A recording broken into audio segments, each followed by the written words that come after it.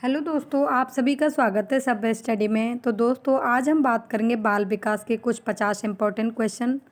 अगर दोस्तों मेरा वीडियो आपको अच्छा लगे तो प्लीज़ इसे लाइक शेयर और सब्सक्राइब करना ना भूलें, क्योंकि दोस्तों लाइक शेयर सब्सक्राइब करने से हमारा मनोबल बढ़ेगा और हम इसी प्रकार आपको वीडियो उपलब्ध कराते रहेंगे। तो जय हिंद दोस्तों, चालू करते हैं।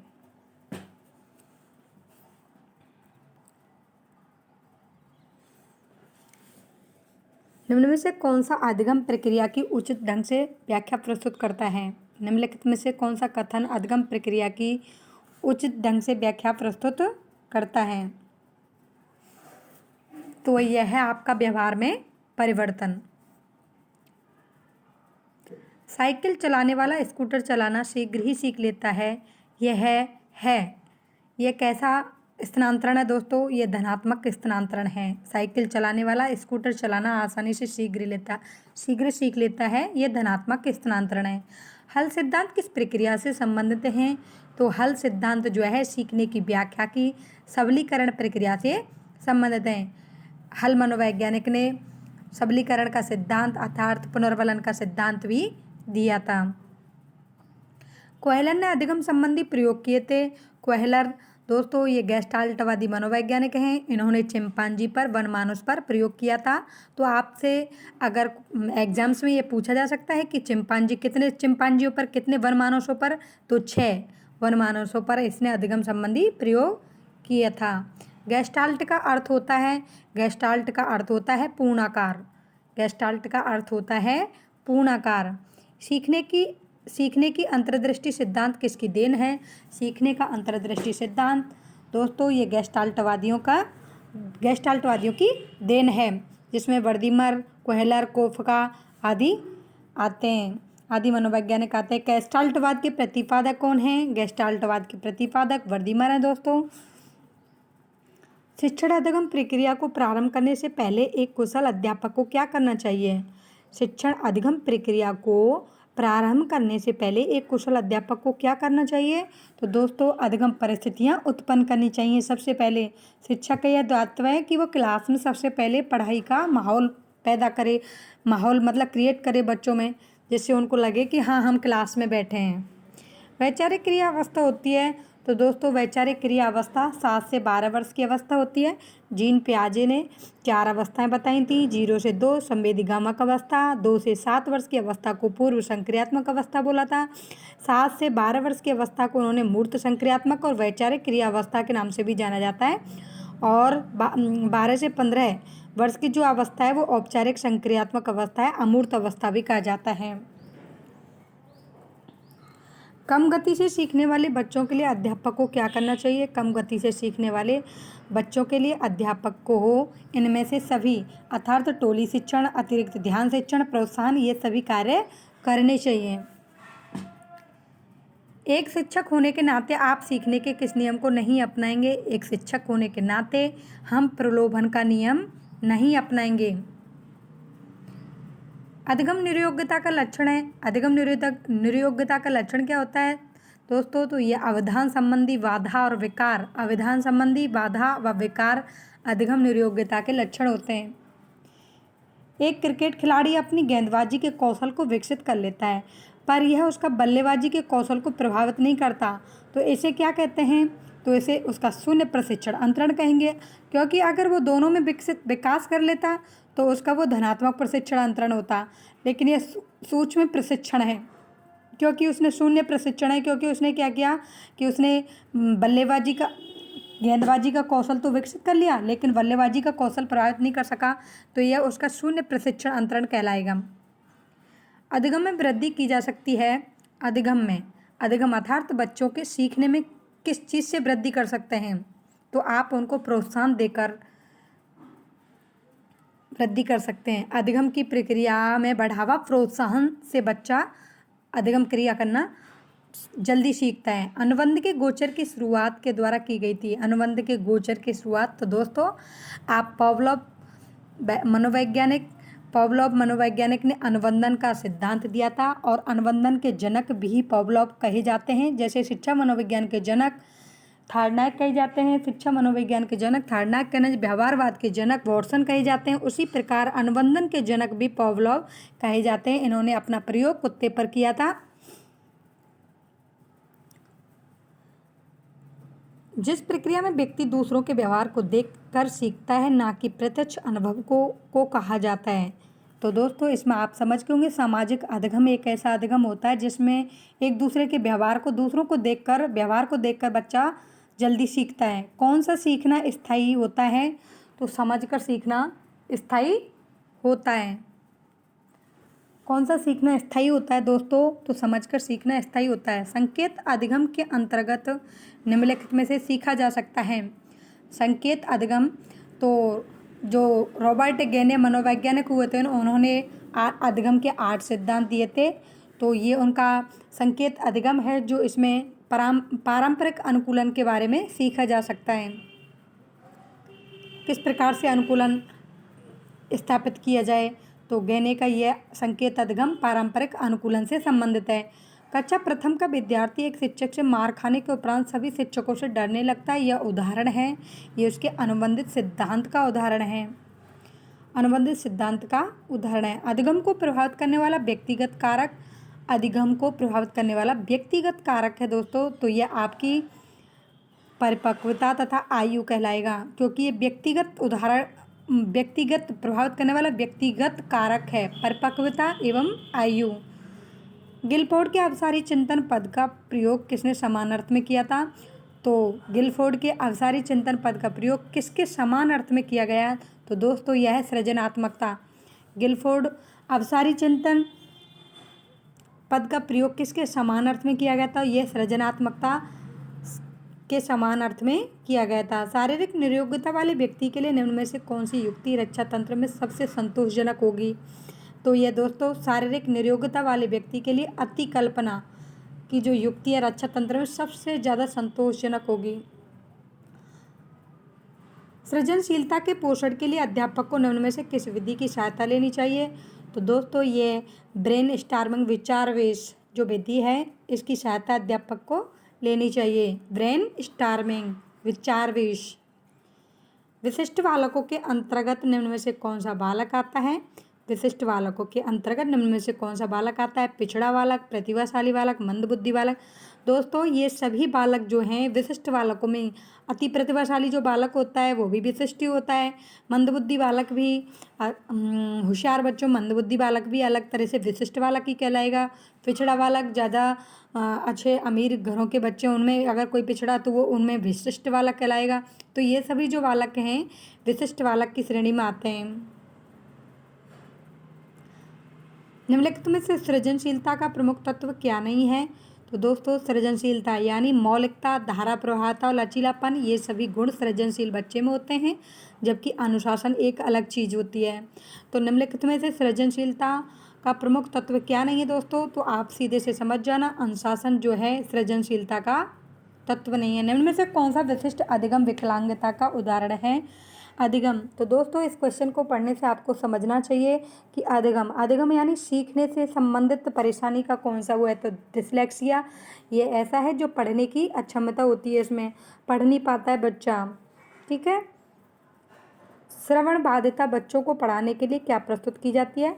श्रवण बाधित बच्चों को पढ़ाने के लिए तो दोस्तों ब्रेल लिपि का प्रयोग किसके लिए करते हैं? ये अंधे बच्चों के लिए करते हैं। तो और यंत्र जो ये विधि है ये बच्चे के लिए सहायक के रूप में कार्य करते हैं। तो श्रवण बाधित बच्चों को पढ़ाने के लिए क्या प्रयुक्त विधि है? सांकेतिक भाषा, संकेत में पढ़ाया जाता है। जो बहरे बच्चे होते हैं, सुनने में थोड़ी प्रॉब्लम होती है, तो उनको प्रतिभाशाली होने का संकेत निम्न में से क्या नहीं है? प्रतिभाशाली होने का संकेत निम्न में से क्या नहीं है दोस्तों? दूसरों के साथ लड़ना, ये प्रतिभाशाली बच्चे की पहचान नहीं है। अभिव्यक्ति में अनूठापन, विचारों में सृजनात्मकता, कौतूहल, ये सभी प्रतिभाशाली बच्चे के गुण हैं। दूसरों के साथ लड़ाई नहीं करता वो। सृजनात्मकता मुख्य रूप से संबंधित होती है। सृजनात्मकता दोस्तों अपसारी चिंतन से संबंधित होती है, अवसारी चिंतन से नहीं होती दोस्तों। आप इसको ध्यान से समझना। अपसारी चिंतन, अपसारी सृजनात्मकता शब्द अपसारी से जुड़ा है। अपसारी चिंतन जो होता है सृजनशील बच्चे में ही पाया जाता है। निम्न में से कौन सी इकाई का उपयोग सुनने की क्षमता की जांच हेतु किया जाता है? तो दोस्तों यह डेसिबल इकाई है जो सुनने की क्षमता की जांच हेतु इसका उपयोग किया जाता है, डेसिबल। निम्न में से कौन सी अक्षमता केवल जन्मजात होती है? तो दोस्तों मंद बुद्धि होना यह जन्मजात लक्षण होता है। मंद बुद्धि होना जन्मजात लक्षण होता है। शारीरिक गतिक बुद्धि रखने वाले बच्चों की अंतिम अवस्था निम्नलिखित में से कौन सी हो सकती है? शारीरिक गतिक बुद्धि रखने वाले बच्चों की अंतिम अवस्था निम्नलिखित में से कौन सी हो सकती है? तो वह अवस्था है शल्य चिकित्सक की अवस्था जो होती है शारीरिक गतिक बुद्धि रखने वाले बच्चों की अंतिम अवस्था कहलाती है। प्रतिभाशाली शिक्षार्थी। प्रतिभाशाली शिक्षार्थी कैसे चिंतक होते हैं? तो दोस्तों प्रतिभाशाली सृजनशील बच्चे अब सारी चिंतक कहलाएंगे क्योंकि ये सृजनशील भी होते हैं, ये इंटेलिजेंट भी होते हैं। निम्नलिखित में से कौन सृजनात्मकता से संबंधित नहीं है? तो मौलिकता, प्रवाह और उपयोगिता ये सभी सृजनशीलता के लक्षण है, जबकि वित्तीयता जो यह है ये सृजनशीलता से संबंधित नहीं है। मितव्यय शब्द अलग है, कम खर्च करने वाला। निम्नलिखित में से मानसिक विकार के लक्षणों को सभी दर्शाते हैं सिवाय मानसिक विकार के सभी लक्षण है दोस्तों भग्नाशा, तनाव तथा चिंता ये सभी मानसिक विकार के लक्षण हैं, जबकि संबंध जो है ये मानसिक विकार का लक्षण नहीं है। मानसिक स्वास्थ्य के नियमों को खोजना और उन्हें बनाए रखना अध्ययन का केंद्र बिंदु है। मानसिक स्वास्थ्य के नियमों को खोजना और उन्हें बनाए रखना अध्ययन का केंद्र बिंदु है। दोस्तों ये किसका कथन है? उसको बनाए रखना, ड्रेवर बनाए रखना। तो दोस्तों ड्रेवर की ये पहचान है कि उसके अधिकतर परिभाषाएं ऐसी ही आती हैं, बनाए रखना, एक दूसरी जगह से दूसरी जगह में स्थानांतरण होना। तो अधिकतर ड्रेवर की परिभाषाएं एक कार्यात्मक दृष्टि मतलब चलते हुए उसमें आता है। सृजनात्मक बालक में निम्न में से कौन सा गुण नहीं पाया जाता है? तो सृजनात्मक बालक जो होता है उसमें अच्छी अंतर्दृष्टि। दोस्तों ये आपकी दृष्टि से आप भी सोच के समझ के बताना ये गलत है थोड़ा, क्योंकि मुझे भी लगता है कि सीमित रुचियाँ ये उसका गुण नहीं हो सकता है।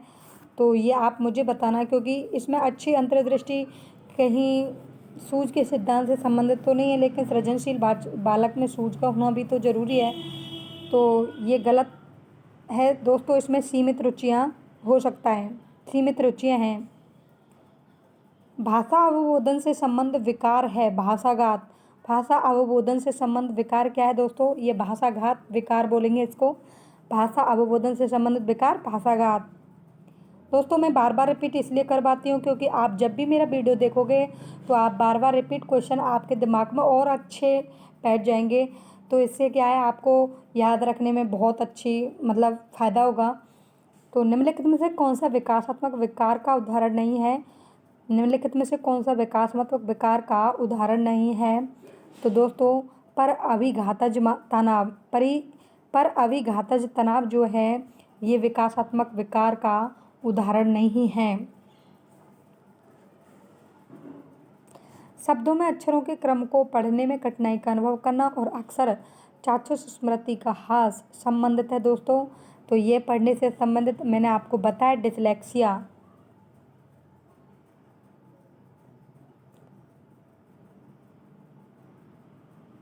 दोस्तों ये डिसकैलकुलिया जो है गणितीय विकार से संबंधित है। कैलकुलिया आप इसको याद रख सकते हैं, कैलकुलेशन करना गणित का काम होता है। तो ये कैलकुलिया है जो गणितीय संबंधित तर्क से संबंधित है, उसका विकार से संबंधित है। डिसग्राफिया जो दोस्तों ये है ग्राफ अर्थात ये लिखने से संबंधित विकार है।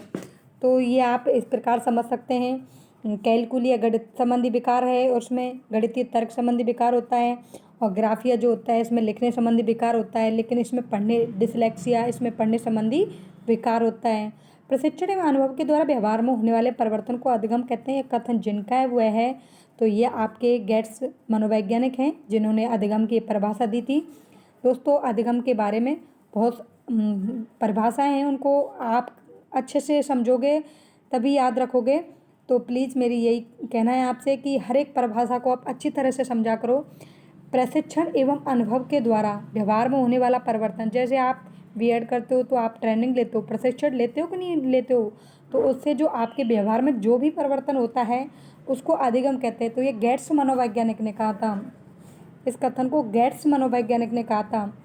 कोई भी बालक सीखना शुरू करता है, गेट्स, कोई भी बालक सीखना शुरू करता है अपने जन्म से ही। जन्म से ही सीखना, अधिगम प्रक्रिया जन्म से ही स्टार्ट होती है। क्षमता के विकास का दूसरा नाम है, तो ये मैंने आपको बार बार बताया है कि क्षमता के विकास का दूसरा नाम दोस्तों, ये रिपीटेड क्वेश्चन है। अधिकतर क्वेश्चन रिपीटेड होते हैं क्योंकि साइको में सारे क्वेश्चन ही ऐसे होते हैं, तो आप बार बार इन क्वेश्चनों को वो करोगे तो ये आपके दिमाग में बैठ जाएंगे। क्षमता के विकास का दूसरा नाम दोस्तों कौशल का विकास होता है। मनोविज्ञान ने शिक्षा को बना दिया है, मनोवैज्ञानिक जो हैं उन्होंने शिक्षा को कैसा बना दिया है, बाल केंद्रित शिक्षा बना दिया है दोस्तों। निम्नलिखित में से कौन सा रायवर्णी के अनुसार शिक्षा के 3 संबंधों में सम्मिलित नहीं है? तो दोस्तों ये कथन भी, ये क्वेश्चन भी गलत है, तो प्लीज़ इसे ना पढ़ें। अधिगम प्रतिपल का तात्पर्य होता है बालक के व्यवहार में होने वाला परिवर्तन। अधिगम प्रतिपल का तात्पर्य क्या है दोस्तों? बालक के व्यवहार में होने वाला परिवर्तन। निम्नलिखित में से कौन सा किशोरावस्था का लक्षण नहीं है? तो दोस्तों सीधी सी बात है, ये व्यवहार में स्थिरता किशोर बच्चे की पहचान नहीं है। किशोर बच्चे शारीरिक परिवर्तन, अस्थिरता की समस्या, तो संवेगात्मक समस्याएं, ये सभी समस्याएं किशोरावस्था में आती हैं। निम्नलिखित में से कौन सा शिक्षा मनोविज्ञान के अध्ययन की वस्तुनिष्ठ विधि नहीं है? निम्नलिखित में से कौन सा शिक्षा मनोविज्ञान के अध्ययन की वस्तुनिष्ठ विधि नहीं है? तो दोस्तों आपकी आत्मनिरीक्षण विधि जो है ये वस्तुनिष्ठ विधि नहीं है। निम्नलिखित में से किसमें मूल प्रवृत्ति संबंध संवेग से मेल नहीं खाती है? किसमें मूल प्रवृत्ति संबंध संवेग से मेल नहीं खाती है दोस्तों? तो आपको ये मैकडूगल ने 14 मूल प्रवृत्तियाँ बताई थी, तो 14 मूल प्रवृत्तियों में तो पलायन से संबंधित भय, अगर आपको भय लगता है तो आप उस जगह से पलायन कर जाओगे। क्रोध आता है तो ये युद्ध में लड़ने से संबंधित वो चीज़ होती है, तो इसको इससे समझ लेना। आश्चर्य शब्द जो है, तो आश्चर्य जब किसी चीज़ पे, तो आप जिज्ञासा होगी, आपको किस चीज़ पे आश्चर्य हुआ तो जिज्ञासा आना चाहिए, तो ये कथन मेल नहीं खाता है दोस्तों। शिक्षा मनोविज्ञान शिक्षक को मदद करता है दोस्तों, तो ये आप समझते हो, बालकों के स्वभाव और व्यवहार को जानने में, विकास और ज्ञान प्राप्त करने, बच्चों के चरित्र निर्माण करने में, इन सभी में शिक्षा मनोविज्ञान का उपयोग शिक्षक करता है। थैंक यू दोस्तों, धन्यवाद। अगर आपको मेरा वीडियो अच्छा लगा हो तो प्लीज़ प्लीज़ प्लीज़ इसे शेयर लाइक ज़रूर करें। थैंक यू दोस्तों।